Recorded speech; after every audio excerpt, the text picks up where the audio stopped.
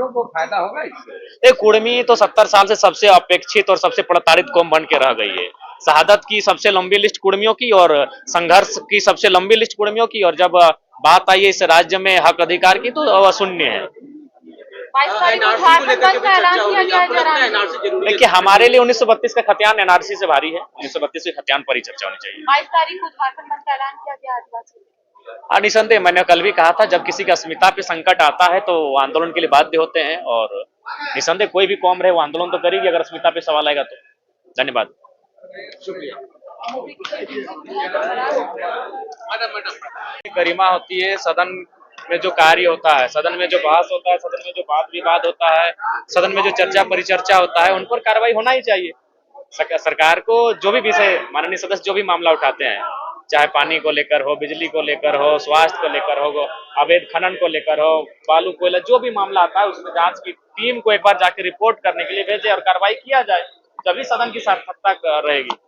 आदिवासियों की संख्या घट रही, क्या इस पर भी एक सवाल उठ रहे हैं? देखिए, निसंदेह जैसा कि अनुमान है, क्योंकि एग्जैक्ट डेटा नहीं है अभी तो, लेकिन अनुमान है कि संख्या में ना सही प्रतिशत में गिरावट आई है, और निसंदेह जो प्रतिशत में जो गिरावट आ रही है वो चिंता का विषय है इस राज्य के लिए, आदिवासी अस्मिता के लिए, आदिवासी पहचान के लिए। परिसीमन होना चाहिए कि नहीं? परिसीमन होना चाहिए या नहीं? देखिए, जनसंख्या के जो, चूंकि 1971 का परिसीमन से ही चल रहा है लोकसभा और विधानसभा, मेरे हिसाब से परिसीमन होना चाहिए, और परिसीमन से पहले एक बार जो लोग जनगणना की बात कर रहे हैं, जातीय जनगणना, वो उसका निष्कर्ष सामने आना चाहिए। चमरा लिंडा कल कहा कि आदिवासियों की सीट घट सकती है परिसीमन में, लगता है बड़ी दिक्कत होगी।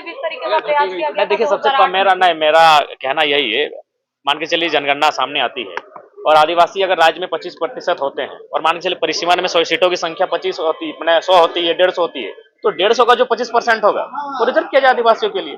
एससी की आबादी अगर 10% है, 12% है, तो 150 का जो 10 और 12% होगा उनके लिए रिजर्व किया जाए। जो उनकी जनसंख्या इस राज्य में होगी जनगणना के पश्चात, उस जनसंख्या के आधार पे उनकी सीटें को आरक्षित किया जाए। वैसे में कुर्मियों को फायदा होगा इससे? ये कुर्मी तो 70 साल से सबसे अपेक्षित और सबसे प्रताड़ित कौम बन के रह गई है। शहादत की सबसे लंबी लिस्ट कुर्मियों की और संघर्ष की सबसे लंबी लिस्ट कुर्मियों की, और जब बात आई है इस राज्य में हक अधिकार की तो अशून्य है। 22 तारीख को झारखंड बंद का ऐलान किया गया है। देखिए, हमारे लिए 1932 का खतियान एनआरसी से भारी है। 1932 के खतियान पर ही चर्चा होनी चाहिए। 22 तारीख को झारखंड बंद का ऐलान किया गया आदिवासी। निसंदेह, मैंने कल भी कहा था, जब किसी की अस्मिता पे संकट आता है तो आंदोलन के लिए बाध्य होते हैं, और निसंदेह कोई भी कौम रहे वो आंदोलन तो करेगी अगर अस्मिता पे सवाल आएगा तो। धन्यवाद, शुक्रिया।